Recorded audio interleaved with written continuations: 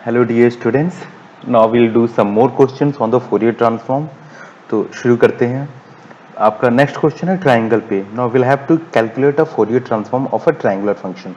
तो triangular function आप देख सकते हैं, ये आपका ये क्या हो गया, एक ट्रायंगुलर फंक्शन हो गया। इस ट्रायंगुलर फंक्शन की अगर आप विड्थ देखें तो विड्थ आपकी क्या हो जाएगी, T, here is the T and here is T, that is total आपकी विड्थ इसकी कितनी हो जाएगी, 2t। So it's width is 2t and हमें एक हमने एनालिसिस किया था कि अगर इसका स्लोप कैलकुलेट करना हो तो स्लोप कैसे कैलकुलेट होगा। तो एज वी नो दैट कि इसका स्लोप आपको कैलकुलेट करना है तो स्लोप इक्वल टू फॉर्मूला होता है y अपॉन एक्स होता है। आप यहाँ देख सकते हैं स्लोप का फॉर्मूला होता है y अपॉन एक्स। y की वैल्यू देख सकते हैं, ये आपकी y की वैल्यू है, तो y की वैल्यू आपकी कितनी है, 1 है, तो y की वैल्यू 1 हो गई। और x की वैल्यू देखिए यहाँ तक के लिए, तो इस x की वैल्यू आपकी मैग्नीट्यूड लेना होता है। मैग्नीट्यूड मतलब सिर्फ वैल्यू लेनी होती है, ये साइन हम नहीं लेते हैं। तो मैग्नीट्यूड कितना है इसका, t है, तो इसका स्लोप आपने देख लिया, दैट इज 1 अपॉन टी हो गया। तो वही स्लोप आपका इधर भी 1 अपॉन टी होगा। अब आपको चीज़ एक ध्यान रखनी, जब आप पॉजिटिव टू नेगेटिव जाते हैं, सॉरी, अब जब क्लॉकवाइज डायरेक्शन में मूव करते हैं, that is from here to here, so when you move from in clockwise direction, then इधर की वैल्यू जो होती है वो क्या होती है, वो पॉजिटिव होती है, और यहाँ की जो वैल्यू होती है वो क्या होती है, आपकी नेगेटिव होती है। तो देयरफॉर यहाँ पे आपको 1 अपॉन टी हो गया, और इधर की ओर क्या हो गया, माइनस 1 अपॉन टी। अब ये जो ट्रायंगुलर फंक्शन दिया गया, आप इसको इसका इक्वेशन लिख सकते हैं। Since it is a ramp function, ramp function क्या होता है आपका, उसमें बेंडिंग होती है, तो ये आपका क्या होगा, रैम्प फंक्शन हो गया। तो ये रैम्प फंक्शन देखिए किस पॉइंट पे एग्जिस्ट कर रहा है, ये माइनस टी पे एग्जिस्ट कर रहा है। तो माइनस टी पे इसको लिखने के लिए क्या कर सकते हैं, that is T plus T हम करेंगे, तो T equal to minus T हो जाएगा।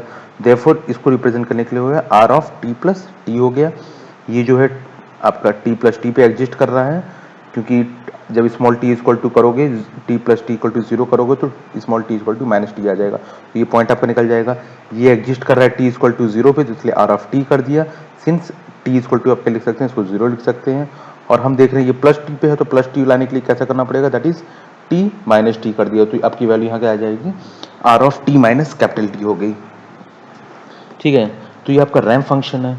अब इसको क्या करेंगे, ये आपका एफ ऑफ टी है, आप इसको क्या करेंगे, एक बार डिफ्रेंशिएट करेंगे। तो डिफ्रेंशिएशन फर्स्ट टाइम डिफ्रेंशिएशन की साइन क्या हो गया, सिंगल डैश हो गया।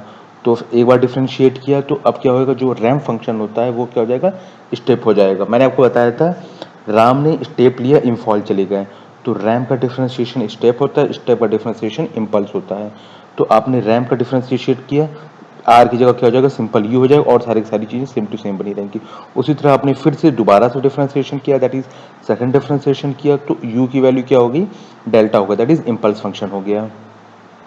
तो हमने यहाँ तक देख लिया कि जब आपने दो टाइम डिफ्रेंशिएट किया है तो इसकी वैल्यू क्या हो गई, एफ डबल डैश टी हो गई। और जो रैम्प की वैल्यू थी, दो बार डिफ्रेंशिएट करने से इसकी वैल्यू होगी इम्पल्स में, क्योंकि राम ने स्टेप लिया, इम्पल्स चले गए। रैम्प का डिफ्रेंशिएशन स्टेप, स्टेप का डिफ्रेंशिएशन आपका इम्पल्स होता है।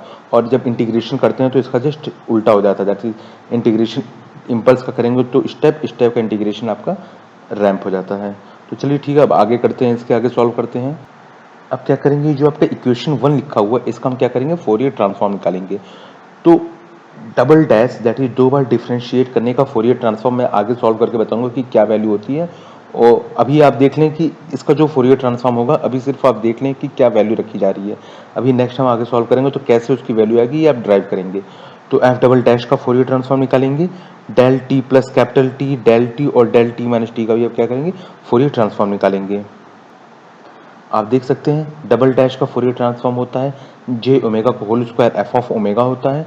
दो टाइम जब डिफ्रेंशिएट करते हैं तो दो टाइम से, इसलिए यहाँ पे स्क्वायर हो गया है। वहीं जब टी प्लस टी था तो प्लस था, आप देख सकते हैं आपकी वैल्यू इधर क्या थी, ये प्लस टी, तो यहाँ पे भी क्या हो गया, जे ओमेगा टी आ गया। और जब उधर माइनस था तो माइनस जे ओमेगा टी हो गया। और आप ये देख सकते हैं डेल टी है, डेल टी की वैल्यू क्या होती है, ये टी इक्वल टू जीरो पे एग्जिस्ट कर रहा है, और डेल टी की डिफ्रेंसिएशन आपने निकाला था, डेल टी का डिफ्रेंसिएशन वैल्यू होती है 1 होती है। तो इसलिए यहाँ पे डेल टी का डिफ्रेंसिएशन आपका क्या हो गया, 1 हो गया है। अब आप क्या करेंगे, इसको थोड़ा सा एडजस्ट करेंगे, e to the power j omega t plus e to the power minus j omega t आपने कर लिया। और 2 से जो 2 था आपका 2 इधर है, फिर आपने क्या किया, 2 से ऊपर नीचे डिवाइड, अपने ऊपर नीचे डिवाइड, दोनों तरफ मल्टीप्लिकेशन कर दिया। आप देख सकते हैं इस पूरे की वैल्यू क्या होती है, अरेंजमेंट करने का, इस पूरे की वैल्यू कॉस ओमेगा टी होती है, और इसकी वैल्यू क्या हो जाएगी 1 हो जाएगी। देखो आपको 2/2 cos ओमेगा t माइनस 1 हो गया। आपका जो माइनस था आपने माइनस बाहर आपने माइनस इसमें था कॉमन ले लिया तो वैल्यू हो जाएगी 1 माइनस कॉस ओमेगा टी। और आपको मालूम है 1 minus cos omega T is nothing but the 2 sine square. इसकी वैल्यू क्या होती है 2 साइन स्क्वायर ओमेगा टी होती है। अगर इसकी वैल्यू आप देखें तो 2 sign square omega T by 2 होती है, क्योंकि वो 2 आपकी जो वैल्यू होती है वो टी बाई टी की होती है। देखो इसके अब जब आप इसकी वैल्यू पुट करेंगे 1 minus cos omega T, 1 minus cos omega T value हो जाएगी 2 sign square omega T by 2। अब ये 2 आपको जो यहाँ पे था बाहर से मल्टीप्लाई है that is minus 4 upon t होएगा, sine square omega T by 2 हो गया। इधर भी क्या था जे स्क्वायर था तो जे स्क्वायर की वैल्यू माइनस 1 होती है, omega square F of omega हो गया, माइनस से माइनस कट गया दैट इज 4 अपॉन टी हो गया।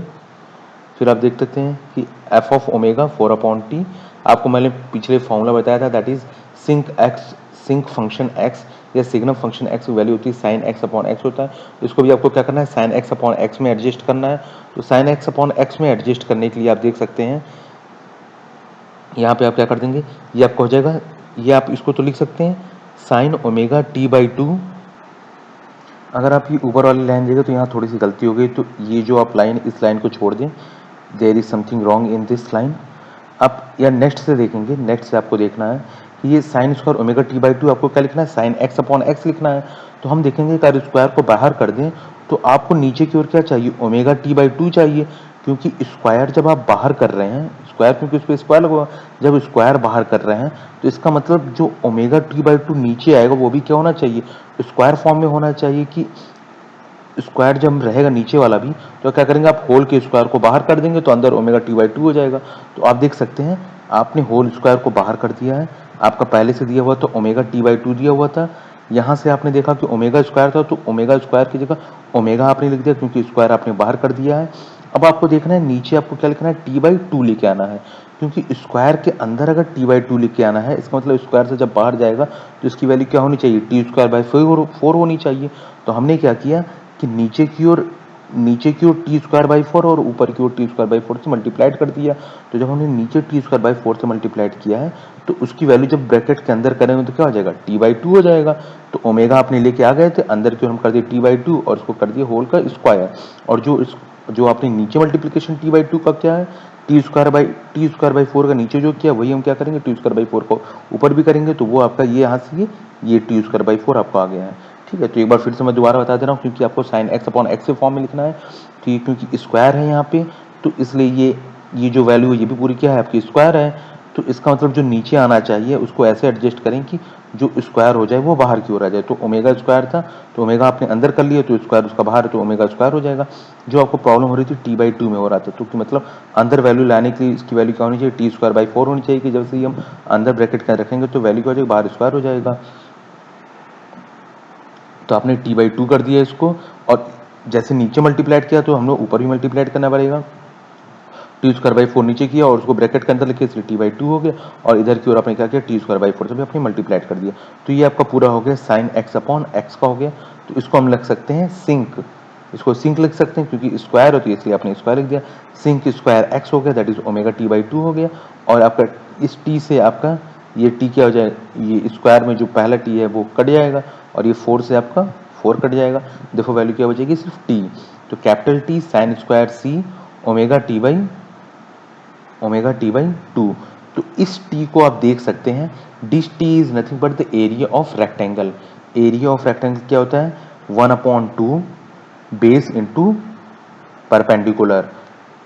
तो रेक्टेंगुलर का फॉर्मूला क्या होता है रेक्टेंगुलर फॉर्मूला होता है 1/2 बेस इंटू रेक्टेंगुलर होता है। और ये आपका क्या है omega T by 2, this is the width. अगर विड्थ हम देखें विड्थ ऑफ द रेक्टेंगुलर देखें तो विड्थ ऑफ रेक्टेंगुलर आप क्या करेंगे कि विड्थ ऑफ रेक्टेंगुलर ये पूरा का पूरा है, विड्थ ऑफ रेक्टेंगुलर को क्या करेंगे उसको डिवाइडेड बाई 4 कर देंगे, विड्थ ऑफ रेक्टेंगुलर को डिवाइडेड बाई आप 4 कर देंगे। ठीक है, तो width of rectangular divided by 4 कर देंगे। ये लास्ट इक्वेशन का मैं आपको ऐसा क्यों बता रहा हूँ क्योंकि जैसे आपको दे दिया कि आपको जो शुरुआत में आपने देखा था जो आपका ये अगर ये दिया हुआ है फोरियर ट्रांसफॉर्म को अगर आपको ट्रायंगुलर दिया हो सकता है ट्रायंगुलर में इसकी और इसकी वैल्यू कुछ और लिख सकता है, यहाँ पे 5t लिख सकता है यहाँ 4t लिख सकता है। तो जब आपको ये मालूम होगा कि अगर ट्रायंगुलर का फोरियर ट्रांसफॉर्म का अगर फॉर्मूला जो होता है वो ये होता है, that is T sine C square omega T by 2 होता है। और आपको मालूम है ये जो कैपिटल टी है, शुरुआत में जो कैपिटल टी हो, ये क्या है, एरिया ऑफ रेक्टेंगुलर है। तो जो भी वैल्यू एरिया ऑफ रेक्टेंगुलर, जो भी रेक्टेंगुलर रहेगा उसका आप क्या निकालेंगे, सिंपल सा एरिया निकालेंगे, दैट 1/2 बेस इंटू परपेंडिकुलर, 1/2 आधार गुणे लंब होता है। तो आधार आपने इसका देख लिया क्या हो गया, इसका आधार आपका 2t हो गया और लंब की वैल्यू क्या है, 1 है। जब फिर 1/2 इसकी वैल्यू क्या हो जाएगी, 1/2 इंटू